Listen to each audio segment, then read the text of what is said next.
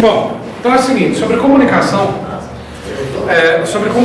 que cai é fácil, a parte teórica.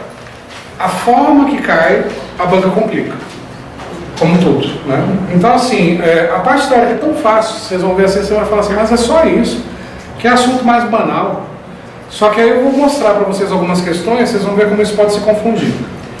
Então sobre comunicação, tem uma porrada de autor no mercado que fala do assunto. Só que todos eles concordam com uma coisa. A definição o que pode cair sobre comunicação em prova? 4 coisas. Definição, direções, elementos e as principais barreiras e ruídos. Qualquer definição sobre comunicação tem que ter o tal do feedback no meio da definição. O que é feedback? Retorno. Então, por exemplo, ou retroalimentação. Então, o que é comunicação? É a troca de informações entre 2 ou mais pessoas, desde que inclua o feedback, o retorno ou a tal da retroalimentação. Então, por exemplo, nesse exato momento, eu acabei de falar a definição de comunicação, só que eu não puxei o feedback de vocês, eu só falei. Então, para a teoria, eu não me comuniquei, eu informei.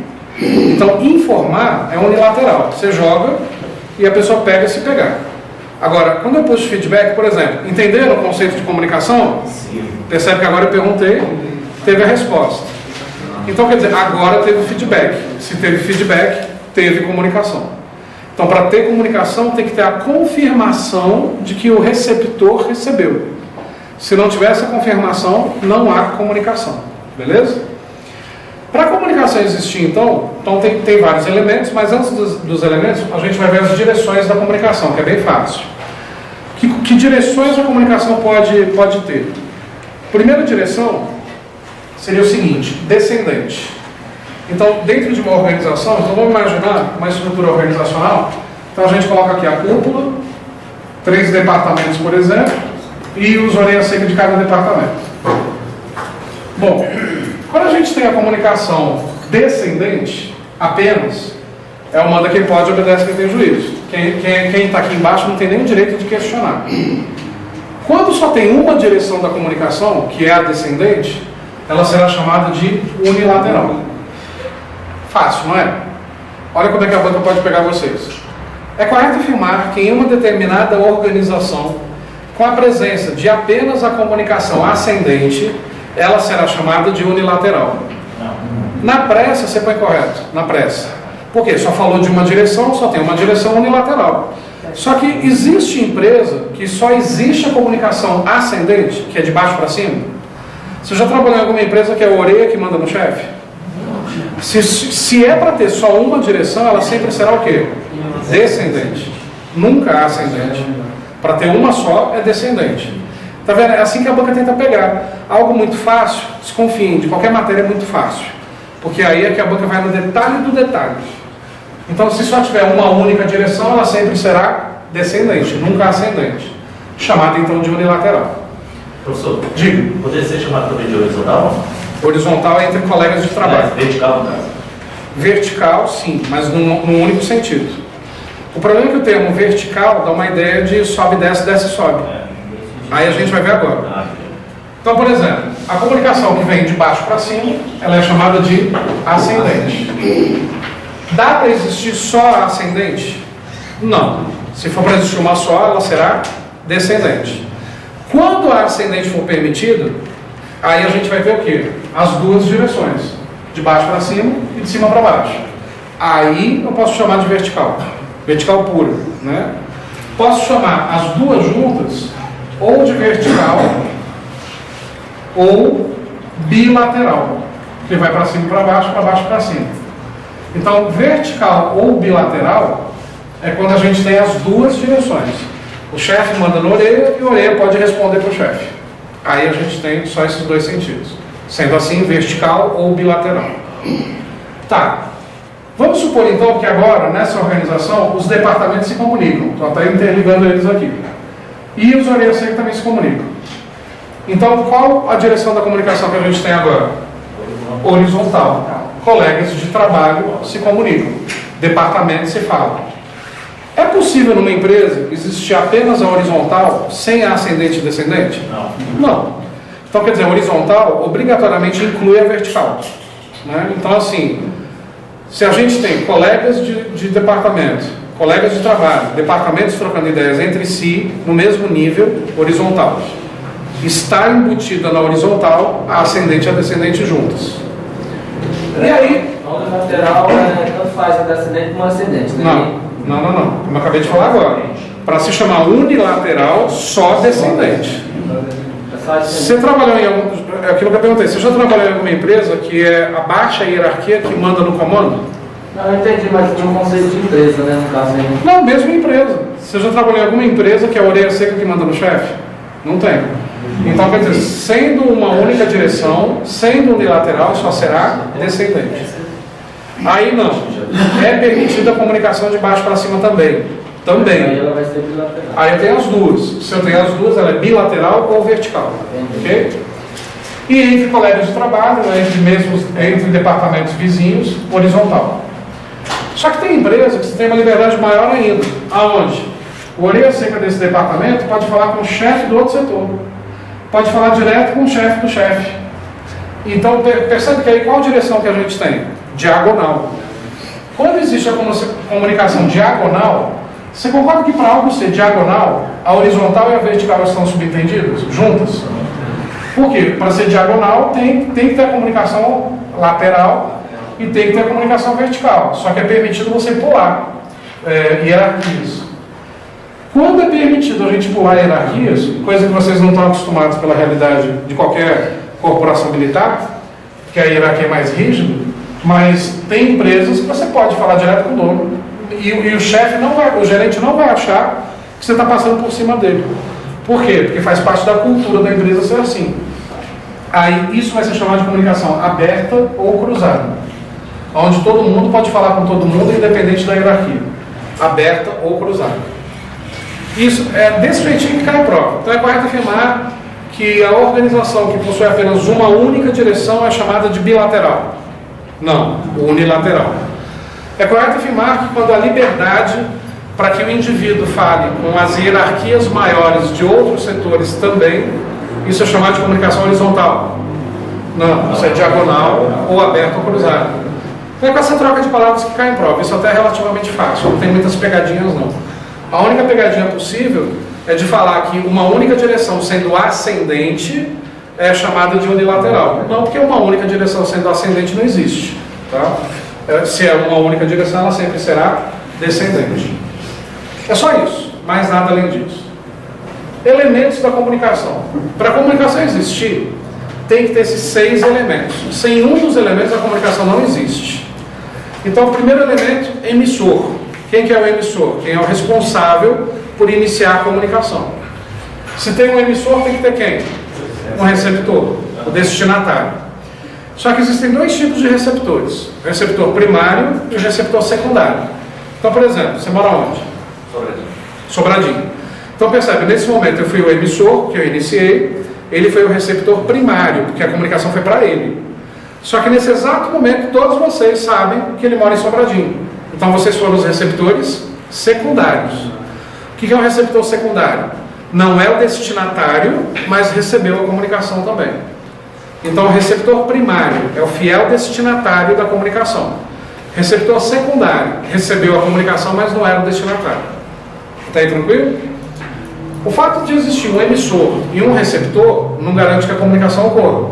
Tem que existir um canal de comunicação e um meio de comunicação. Muita gente, na hora da prova, confunde o conceito de canal e de meio. Canal é a forma. Então, por exemplo, quais são os canais de comunicação? Fala, escrita, mímica. Meio de comunicação é sempre instrumento físico. Então, por exemplo, nesse momento, qual é o canal de comunicação que eu estou utilizando? Agora, fala. Quando eu leio alguma coisa aqui no quadro e comento, escrita. Qual é o meio de comunicação que eu estou utilizando? Quando eu uso a escrita, eu estou usando o quê? Pincel e quadro. É físico mesmo. Quando eu estou falando, qual é o meio que eu estou utilizando? Cordas vocais, aparelho auditivo, já que eu estou sem microfone. Se eu estivesse usando microfone, aí o meio seria microfone e caixa de som. Então não esquece isso. Meio é sempre físico. Canal é a forma genérica. Ok? O fato de existir um emissor, um receptor, um canal e um meio também não significa que a comunicação ocorre. tem que ter um conjunto de códigos. Esse conjunto de códigos tem que ser dominado pelo emissor e entendido pelo receptor, senão ninguém entende.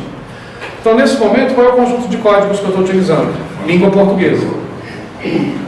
Tem que ter também, por fim, um contexto. O que é o contexto? O assunto de que se trata. Sentiu que eu tô perdido? Oi? Sentiu que eu tô perdido? Pela sua carinha, sentir, mas você vai se encontrar agora, calma. Você está em exemplo, fica mais fácil. Então, contexto é o assunto de que se trata. Então, recapitulando, agora você vai se achar. Qual é o contexto que eu estou falando agora? Os elementos da comunicação. Contexto é o assunto. Qual é o conjunto de códigos que eu estou utilizando nesse momento? Língua portuguesa. Qual é o meio de comunicação que eu estou utilizando? Quadro e pincel, cordas vocais, aparelho auditivo, físico. Qual é o canal de comunicação que eu estou utilizando? Ao mesmo tempo, a escrita e a fala. Tendo vocês como receptores e eu como emissor. Ficou claro? Vocês acham que é assim que cai em prova? Sim. Não, não é assim que cai em prova. Se caísse assim em prova, todo mundo acertava, perguntando só as definições. Sempre vai cair um contexto para você interpretar as palavras e dizer se está certo ou errado. Por exemplo, olha como é que isso cai em prova.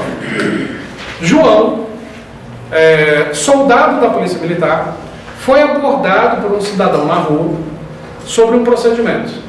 E o João explicou pacientemente para esse cidadão, que não entendeu na primeira explicação. João, soldado da Polícia Militar, que ama o que faz, apaixonado pelo seu trabalho, explicou diversas vezes o mesmo procedimento, até que o cidadão entendeu. E o cidadão elogiou a paciência do soldado. É correto afirmar que houve um problema de decodificação. Certo ou errado? Certo. Antes de você responder, percebe? A questão é situacional. Ela coloca uma situação, só que com as palavrinhas no meio. Aí você tem que interpretar. Resumindo, o cara explicou diversas vezes até o cidadão entender. Está perguntando se houve um problema de decodificação. O que é decodificar? Decodificar é interpretar, traduzir. Quem é que traduz? O emissor ou o receptor? Receptor. Se o receptor traduz, decodifica, o receptor faz o quê? Codifica. O que a questão está perguntando quando ela pergunta se houve um problema de decodificação? Se a culpa de não ter entendido é do cidadão, do receptor. E aí eu pergunto, o cara explicou pacientemente a primeira vez, o cidadão não entendeu. O cara explicou diversas vezes, de N formas diferentes, até o cidadão entender.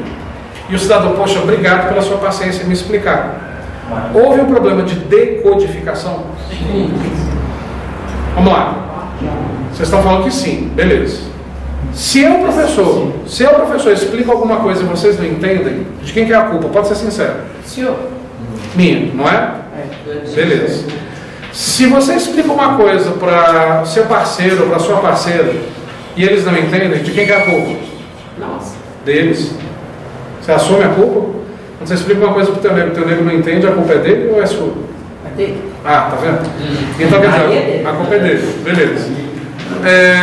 Você explica uma coisa para sua avó não entende. De quem que é a culpa? Não. Da velha, que é sua, né? Que é sua. A culpa nunca é sua, pelo jeito, né? Você explica uma coisa para sua mulher, seu marido. De quem que é a culpa? Se ele não entende, ou se ela não entende. É da mulher, Dela, beleza. E no caso da Denise, ela falou que a culpa é do nego dela, beleza. Quando que a culpa é sua? Nunca. Puta arrogância de vocês, é nossa. Olha só, na teoria, se eu emito e vocês são os receptores, realmente, se o professor explica e vocês não entendem, a culpa não é de vocês, é do professor.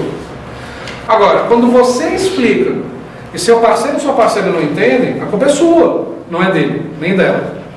Quando você explica algo para sua avó não entende, a culpa é sua, não é da sua avó. Por que isso?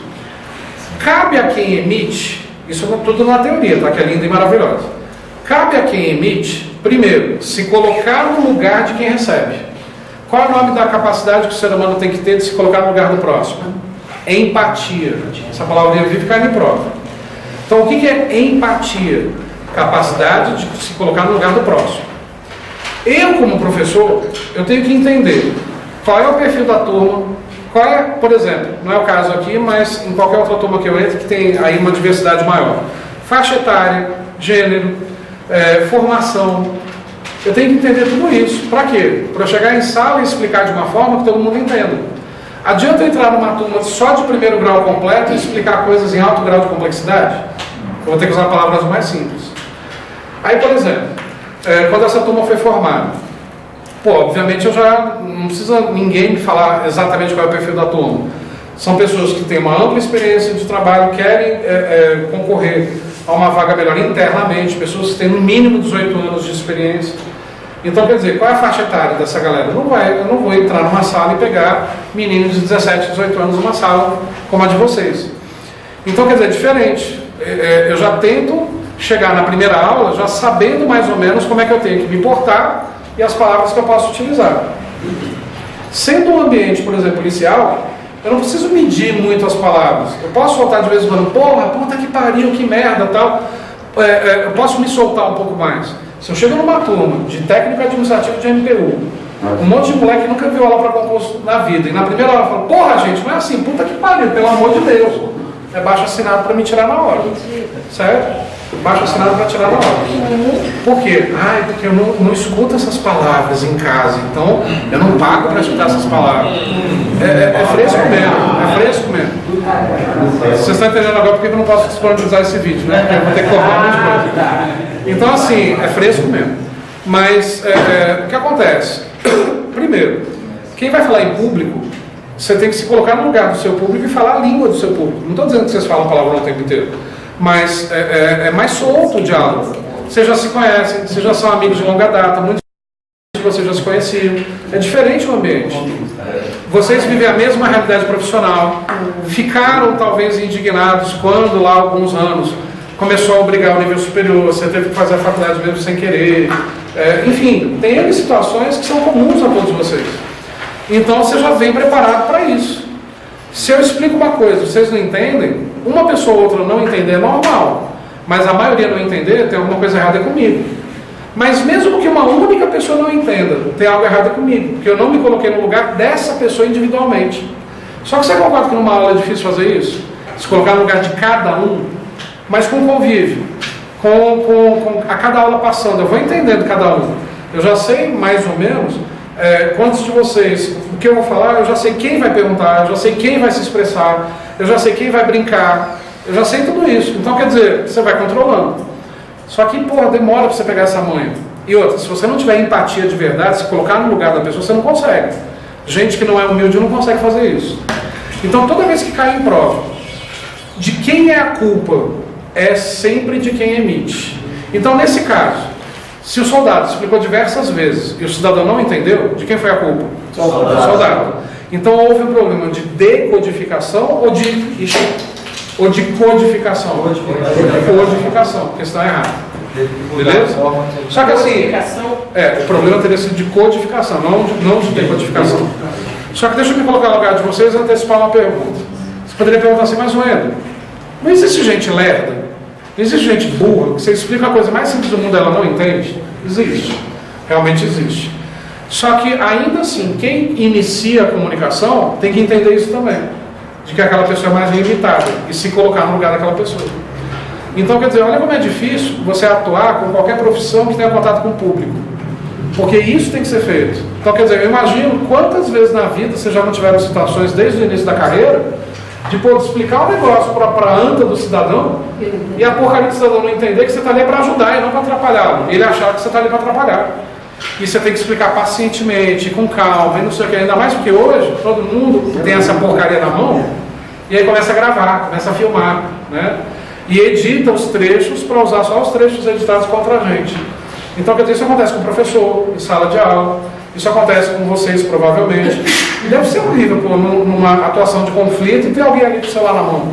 Né? E aí você não poder nem se impor um pouco mais, porque sabe que está sendo gravado e vai saber como é que isso vai ser usado contra você.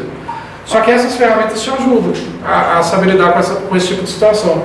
Por isso que hoje isso cai muito em prova. Principalmente a carreira policial, mas principalmente lá para soldado. Né? Para vocês também vai cair. mas não com o mesmo peso de lá, porque lá é para preparar a pessoa que ainda vai iniciar essa profissão que vocês escolheram. Vocês já são macacos velhos disso e já dominam, pelo menos deveriam dominar essas formas melhores de comunicação. Então o que acontece? Nunca a banca vai usar isso teoricamente, vai colocar situações e perguntar de quem foi o erro, de quem não foi o erro.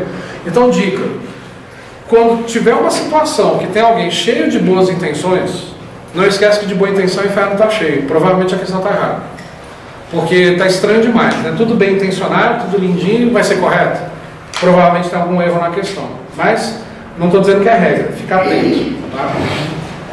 Outra coisa que cai muito em prova sobre comunicação: as principais barreiras ou ruídos. Barreira é o que atrapalha a comunicação, ruído também, é sinônimo. Nesse momento, a gente tem algum ruído na nossa comunicação? Qual? O menino fez.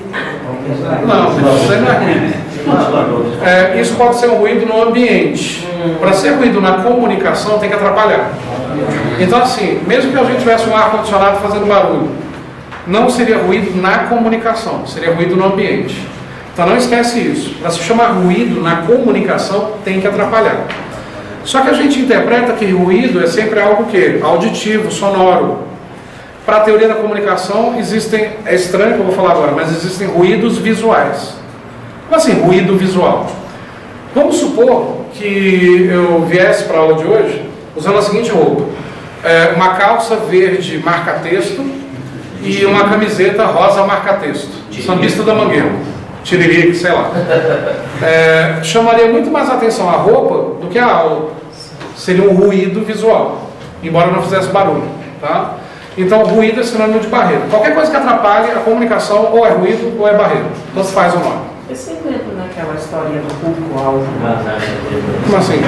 Quando você vai fazer alguma coisa, igual você vem para cá, igual você está aí dando aula, igual você está aí nessa posição, o público-alvo. Ah, não, sim, entendi o que você quis dizer. Entra principalmente nessa outra coisa que eu vou falar daqui a pouco, postura, verbal e gestual. É o seguinte: quando você vai falar em público, não no caso de vocês que no dia a dia usam farda, mas aí não tem como, mas você tem que, por exemplo, pensar em todos os detalhes, até na sua roupa. Eu, por exemplo, quando eu vou dar aula, eu costumo me vestir de acordo com o meu público. Como que meu público se veste para assistir uma aula? Tênis, calça jeans e camiseta. Então eu vou para a aula assim. Por quê? Eu acho que cria uma barreira se eu, por exemplo, vier vestido como normalmente eu me visto durante o dia quando eu vou visitar um cliente de consultoria. Lá eu uso calça jeans, às vezes calça jeans não, calça social, camisa para dentro da calça, gravata em alguns momentos e paletó em alguns momentos. Pô, vim dar aula assim para quê? Isso passa uma imagem de arrogância, que é outra barreira, é outro ruído. Não necessariamente a pessoa que se veste assim é arrogante, mas a imagem é da arrogância, dá um ar de superioridade. O fato da pessoa ser professor, de alguma forma, eu não concordo com o que eu vou falar agora, mas de alguma forma já há uma superioridade, porque essa pessoa detém conhecimento para ser repassado. Então essa pessoa que detém conhecimento já, entre aspas, é superior. Mas se já há esse ar de superioridade, eu acho que você tem que quebrar esse ar de superioridade, porque ele é uma barreira. A arrogância é uma barreira. Pode até ser que a pessoa não seja arrogante, mas passa o ar de arrogância. Por exemplo, nas escolas de concurso, a maioria dos meus colegas que dão aulas de direito, e que são advogados, vão para a sala de aula de paletó e gravata, principalmente de manhã. Por quê? Vai dar aula, tal, já sai da aula, já vai para o fórum, já vai para um cliente. Eu até entendo dar aula de paletó e gravata, mas para que a praga da gravata? Deixa no carro, quando entrar no carro põe. Entende? Até a camisa social, a calça social eu entendo. O paletó deixa no carro. Mas não, a pessoa... Aí muitas vezes eu pergunto: por que você está mauricinho desse jeito? Porque tem que manter a aparência. Manter a aparência para quem? Não, para os alunos. Mas você vai advogar para eles? Não. Aí eu falo: você não tem que manter a aparência para os alunos, você tem que dar aula. Você tem que ensinar para eles o que vai cair em prova e eles gabaritarem. Eles estão afim disso. Então, quer dizer, passo na arte de arrogância, mas ao mesmo tempo, também não posso vir de bermuda, chinelo. Mas se é uma aula... Não, se é uma aula domingo, em qualquer escola, geralmente eu vou de bermuda. Mas eu não vou de short, eu vou com uma bermuda que passa do joelho. Até que é uma questão de respeito, né? Mas, enfim, é uma aula domingo, geralmente mais descontraída, a pessoa vem mais cansada, então ajuda. Então você tem que tomar cuidado com isso quando vai falar em público. Agora, no caso, né, de trabalhar de uniforme, de trabalhar de farda, aí não tem como. Né? É diferente porque você tem uma regra a ser seguida e outra. A profissão de vocês já requer passar uma imagem superior. Entende? Já requer passar uma questão de autoridade. E obviamente que o uniforme e uma farda contribui muito para essa visão de autoridade. Né? Mas vamos conhecer as principais barreiras e ruídos na sequência. A primeira delas, sobrecarga. A sobrecarga de informações é uma das maiores barreiras que existem na comunicação humana. Chega um momento que a pessoa está falando, você não absorve mais. Você começa a se distrair.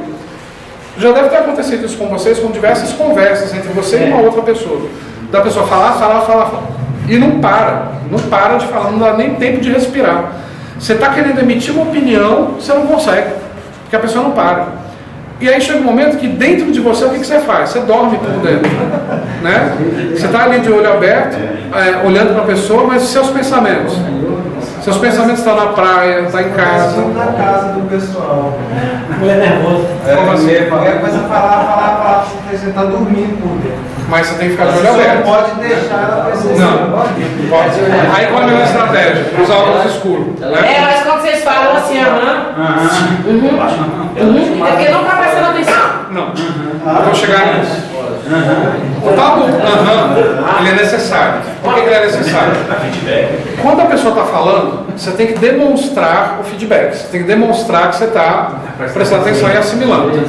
O problema, que é o erro da comunicação, é da gente insistir em um único tipo de confirmação. Exatamente. Então, por exemplo, você fica, Você está ouvindo? Aí daqui a pouco fica mais frequente. Parece um motor tentando pegar. Ou então, Você tem que intercalar.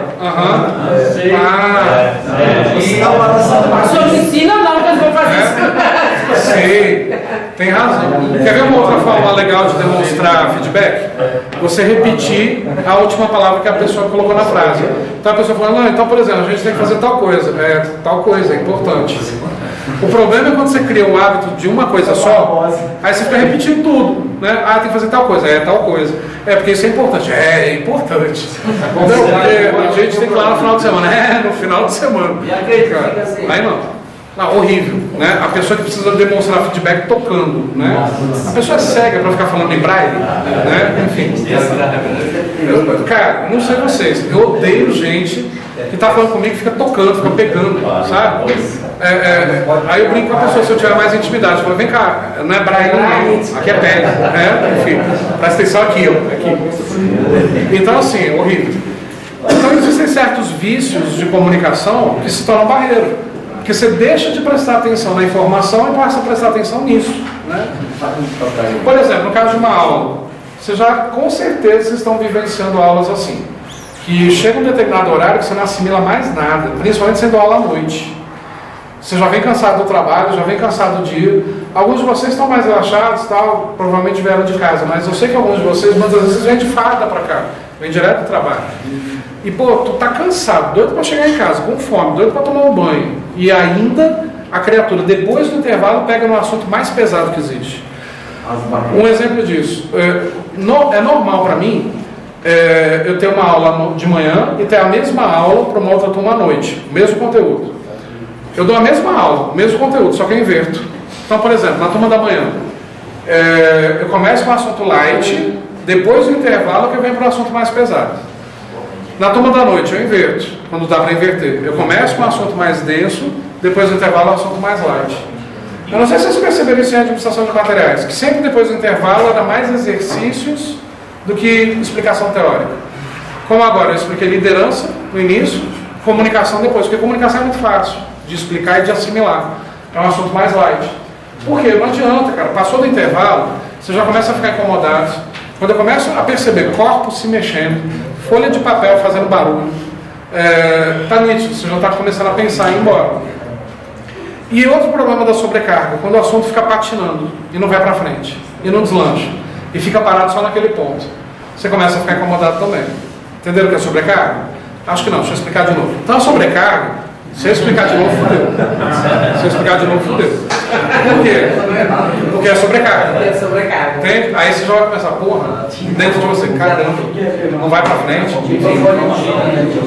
Então, primeiro, barreira, ruído e sobrecarga. Segundo, omissão, que geralmente vem acompanhada da distorção. O que é omissão? É quando eu omito parte da informação, não falo. Isso é barreira, mas você concorda que o receptor nem sempre sabe que você omitiu? Para ele, o que você está falando é o completo. Quem omite, sabe que omitiu, mas quem recebe não sabe necessariamente que foi omitido. Mas por que isso é barreira ou ruído? Se eu não estou passando a informação completa, se eu estou omitindo uma parte, provavelmente a pessoa não vai entender completo. Então, de alguma forma, é barreira ou ruído. Já caiu em prova a seguinte pergunta. João, o servidor público, omitiu parte da informação, que era mais complexa, para fazer o cidadão entender melhor o procedimento. E o cidadão assim entendeu. É correto afirmar que ocorreu uma barreira na comunicação. Mesmo que o cidadão tenha entendido o procedimento, o cara não omitiu. Ele entendeu o procedimento daquela parte que ele disse. Aquilo que ele não disse, o cidadão não entendeu, porque ele nem está sabendo. É barreira. Então, mesmo com boa intenção, omissão é barreira. Assim como a distorção. A distorção é diferente. Você distorce a informação, de repente até com a boa intenção da pessoa entender melhor. Só que a pessoa não entendeu a informação do jeito que deveria, porque você distorceu. Talvez a pessoa tenha entendido com outro olhar. Você não tem que omitir ou distorcer para correr no risco de gerar a barreira, mas mesmo querendo se fazer melhor entendido. Você tem que explicar melhor. A informação não pode ser modificada. Isso está até no Código de Ética do servidor público. Lá no Código de Ética do servidor público geral, está dizendo o seguinte: a verdade jamais pode ser omitida, falseada ou modificada. Então, quer dizer, eu jamais posso omitir a verdade, a informação. Eu tenho que mudar o jeito de explicar. Aí, olha só como as bancas são sobre essas 3 barreiras ou ruídos. Teve uma prova, era para auxiliar de enfermagem do HFA, Hospital das Forças Armadas. A questão dizia o seguinte: o auxiliar de enfermagem foi abordado por uma mãe desesperada, querendo notícias sobre o filho que está na UTI, que passou por uma cirurgia complicada. E o filho está entre a vida e a morte. O auxiliar de enfermagem acabou de sair de dentro da UTI. E ele viu que o moleque morreu tem 30 minutos. Ele sabe que o moleque está morto. Aí a mãe desesperada: pelo amor de Deus, como é que está meu filho? Você saiu daí de dentro da UTI, eu não consigo falar com o médico, não consigo falar com o enfermeiro, pelo amor de Deus, me dá notícia do meu filho. E o auxiliar sabe que o moleque morreu. Aí ele responde: mãe, vamos aguardar o médico voltar para te dar informações mais precisas. Do jeito que o auxiliar se expressou, perfeito. O auxiliar não tem obrigação de comunicar óbito de paciente, nem é preparado para isso. Só que a mãe insistiu muito. Chega, chacoalhou o auxiliar de enfermagem, chorando desesperadamente. E o auxiliar de enfermagem se comoveu com aquela mãe. Aí ele respondeu o seguinte: mãe, seu filho não está muito bem, mas vamos esperar o médico voltar para te falar melhor como é que está seu filho. Ao responder dessa forma, é correto afirmar que o auxiliar de enfermagem, além de antiético, cometeu uma barreira na comunicação? Não está muito bem. Ele pode ter cometido Não cometeu barreira. Porque aí, o que a banca vai tentar fazer? Misturar isso com ética. E mistura mesmo. E aí, além de antiético, o auxiliar cometeu uma barreira? Vamos por partes. O auxiliar cometeu uma barreira? Sim. Cometeu. Foi antiético? Não. Foi. Foi os dois. Por quê? O que é ser ético ou antiético? Na opinião de vocês, vai variar.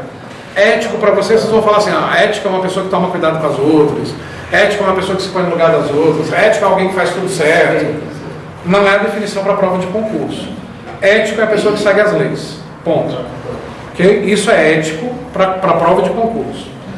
A pessoa que é boa, a pessoa que faz tudo certo, não é ética, é moral. Okay? Então olha só. O cara falou: seu filho não está muito bem. Que ideia isso passa? Está ruim. Mas que ainda está vivo. Está ruim, mas ainda está vivo. Qual foi a intenção do auxiliar de enfermagem ao falar isso? Acalmar a mãe naquele momento, mas já prepará-la para uma notícia ruim que virá, né? Então, seu filho não está muito bem, acalma porque ainda está vivo, mas já te prepara psicologicamente para uma notícia pior. Só que o moleque já tinha morrido. Então o que esse auxiliar de enfermagem fez? Mentiu, que dá a impressão de que ainda está vivo. Pode até ser que não tenha mentido, porque dependendo da causa da morte, é melhor estar morto do que estar vivo, né? Dependendo da causa da morte. Mas omitiu a verdade e mentiu. Porque se eu falo, seu filho não está muito bem, ainda está vivo. E não está vivo, já morreu.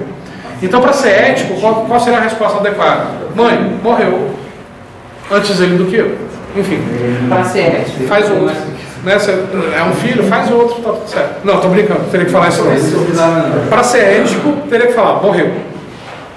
Aí foi ético, porque não faltou com a verdade. Porém, vamos aprofundar. No Código de Ética da Medicina, é responsável único e exclusivamente do médico comunicar óbitos. Na ausência do médico, é o enfermeiro. Na ausência dos dois, não sobra para o auxiliar de enfermagem isso. Por analogia, até sobra muito mais coisa, mas não existe no Código de Ética do auxiliar de enfermagem a obrigatoriedade de comunicação de um óbito. Então, qual seria a resposta correta? A primeira, repetir a primeira resposta. Mãe, vamos aguardar o médico voltar para te dar informações mais precisas. Não tenho autorização para comunicar a ninguém o estado de saúde de nenhum paciente. Aí ela já sabia que ele tinha morrido.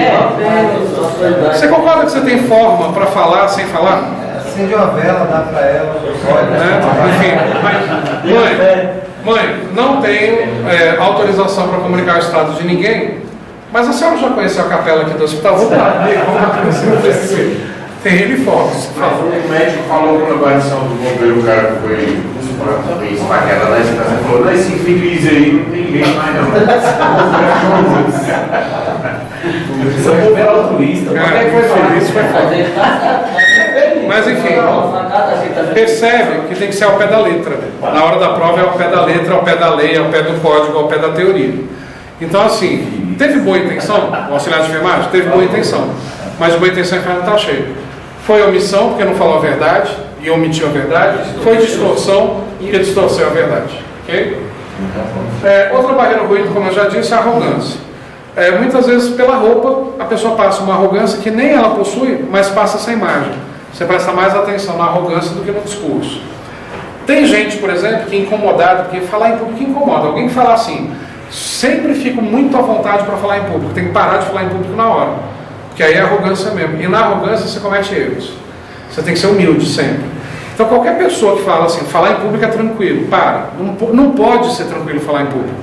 Por quê?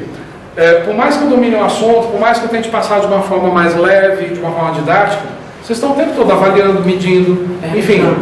Tá, beleza, que bom, vocês gostaram desde a primeira aula, mas se na última aula eu falar alguma merda que agrida um de vocês, acabou toda a qualidade de todas as aulas que eu dei. Então, quer dizer, a pessoa tem que entender que falar em público não pode ser tranquilo, né? Você tem que tomar cuidado. Aí o que acontece? Tem gente que nessa insegurança, porque não é legal, eu estou falando aqui, todo mundo me olhando. Então, quer dizer, se eu não tivesse acostumado com isso, o que eu faria, como alguns colegas meus fazem? Cria um ponto imaginário lá no fundo da sala e continua explicando, olhando só para esse ponto imaginário, sem olhar para ninguém. Se eu continuar falando assim, daqui a pouco, o que vocês vão fazer? Vocês vão olhar lá para trás para ver para onde eu estou olhando. Entendeu? E se vocês olharem lá para trás para ver para onde eu estou olhando, quebrou a comunicação, porque a comunicação está aqui. Então, quer dizer, isso também não deixa de ser um ar de arrogância. Parece que a pessoa está desprezando. E não está desprezando, é só uma proteção. Postura verbal. Pior coisa que tem é falar com alguém que fala errado o tempo inteiro. Nós fumamos, nós bebemos, nós vortemos, né? E por aí vai. Só que em alguns momentos isso é normal. Isso é comum, depende do público, depende da região, depende com quem você fala. Por exemplo, um Roriz da vida. Pô, fala errado pra caramba. Só que não é estranho ver o Roriz falar errado. Por quê? Porque ele se comunica na linguagem do eleitor dele, que não é mais, né? Porque já está muito velho, nem vai mais candidatar a nada. Mas o Lula, você não estranha mais escutar o Lula falando errado, você já se habituou com isso, você sabe a origem dele. Um Tiririca falando, você não vai, você vai rir dos erros. Agora, uma pessoa que você tem como referência, né, de intelectualidade, de conceitos, de inteligência, falar uma única palavra errada, já é. Palavras erradas, mesmo assim essa pessoa entende. Do ponto de vista da comunicação, teve prejuízo? Teve, porque o que acontece? Mesmo a outra pessoa sendo humilde e ela falando errado, você tem como falar de forma simples sem errar. Entende? é barreira porque você acaba, de alguma forma, criando um ambiente em que o erro será permanente. Inevitavelmente, quando a gente se acostuma com alguma coisa, a gente leva isso para outros públicos. Então é barreira, tá? Inevitavelmente. Mas assim, voltando para os exemplos, mas sem a polêmica. Quando se chega em posição de destaque, seja homem ou mulher, para não falar que é machismo ou feminismo, você espera que alguém em posição de destaque se expresse melhor. Porque é um exemplo a ser seguido, entende? Claro que em alguns momentos você perdoa. Por quê? Porque a língua portuguesa é muito difícil. Você sabia que a língua portuguesa é a segunda língua mais complicada do planeta para se aprender a falar? E a mais complicada não é o chinês. Entende? É o japonês. O chinês é muito mais fácil que o japonês. Para a gente é tudo igual, né? Mas enfim. Para a gente é tudo igual, mas para eles é muito mais complicado. Então, a língua portuguesa tem tantas regras. E outra, vocês já viram um dicionário, a quantidade de palavras que tem no dicionário da língua portuguesa. Pega o dicionário japonês, é 1/10 do dicionário português. Pega o dicionário inglês, é metade do dicionário português. A gente tem palavra demais. Então, o que acontece? É perdoável algum erro. Mas o que é imperdoável é a insistência no erro. Isso acaba doendo o ouvido e a pessoa não presta mais atenção no discurso. Da mesma forma, a postura gestual. O gesto tem que acompanhar o discurso. Para algumas pessoas isso se torna natural, né? O gesto vai... foi natural. O gesto, percebe? Como eu estou pontuando alguma coisa, eu já estou fazendo assim, ó. O gesto tem que combinar. Só que tem algumas regras para o gesto não ser uma barreira. Por exemplo, primeira regra. Os gestos nunca podem ultrapassar a linha dos ombros. Se você começa a gesticular aqui para cima, você vai olhar aqui para cima e não vai olhar para cá, que é onde o discurso está. Oi? Mania de italiano. Da mesma forma, os gestos também não podem ser para baixo da linha da cintura, porque a pessoa começa a olhar aqui para baixo. E as pessoas não sabendo o que fazer com as mãos, quando estão falando em público, principalmente quando é o momento de parar e escutar, o primeiro erro, colocar a mão no bolso. Isso não é tão errado. Errado é ficar com a mão no bolso.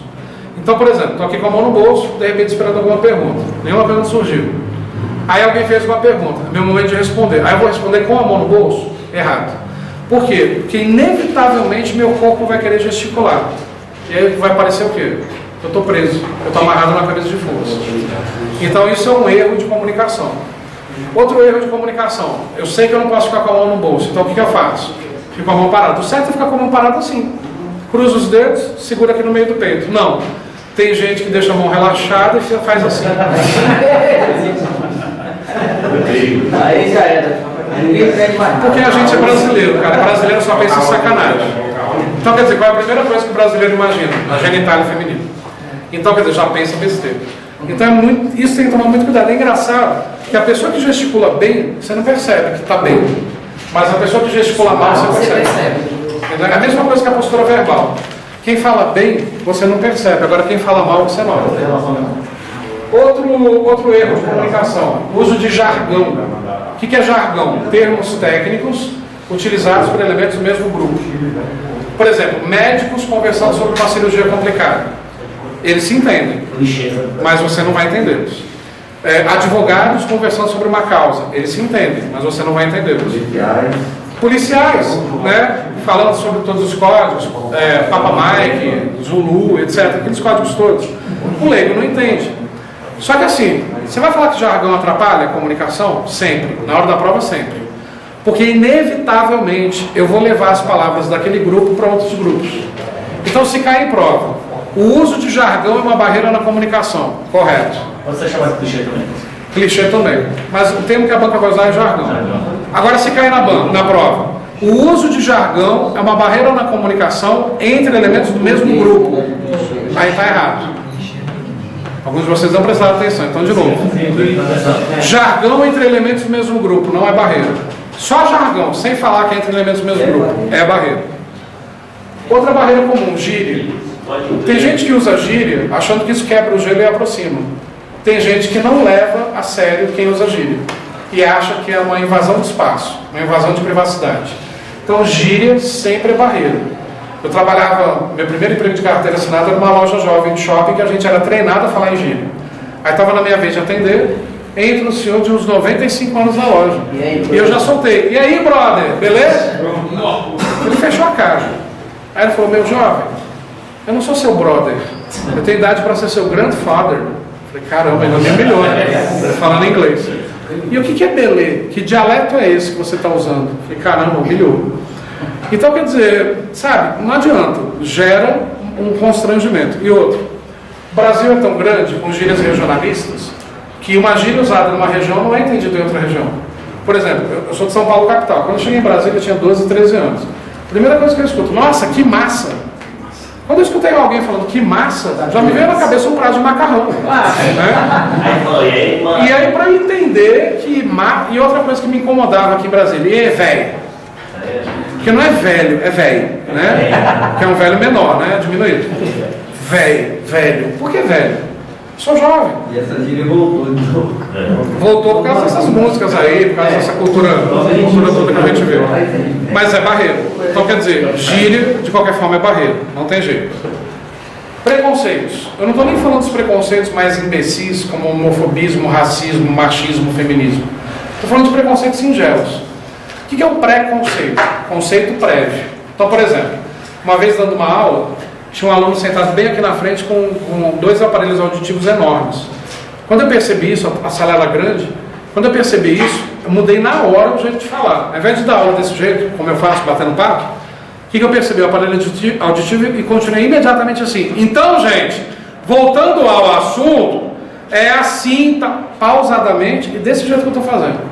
Na volta do intervalo, metade da turma foi embora, nem voltou para a sala. Final da aula, só tinha uns 20 alunos. A turma tinha 100 no começo. Esse aluno ficou até o final. Aí ele virou para mim muito educadamente e falou, Wendel, deixa eu te fazer uma pergunta. Esse é o teu jeito de dar aula mesmo? Ou você percebeu o aparelho auditivo, por isso que você falou mais alto e mais pausado? É ruim quando alguém tem uma necessidade especial e percebe que a gente está agindo em função da pessoa, né? Mas eu tive que assumir. Eu falei, não, foi por isso mesmo.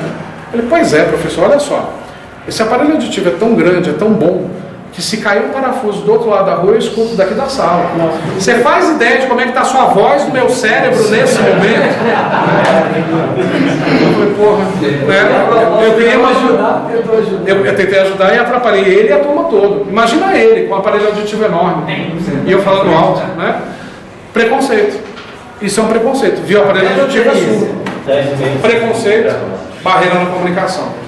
E por fim, a diferença das palavras consonância e dissonância. Tudo que eu expliquei aqui, vocês entenderam? Sim. Então existiu consonância. O que é dissonância? Quando o receptor entende diferente do que o emissor explicou. Então se você entendeu, consonância. Se você não entendeu, dissonância. Quando a mensagem recebida não foi igual à mensagem enviada. Beleza?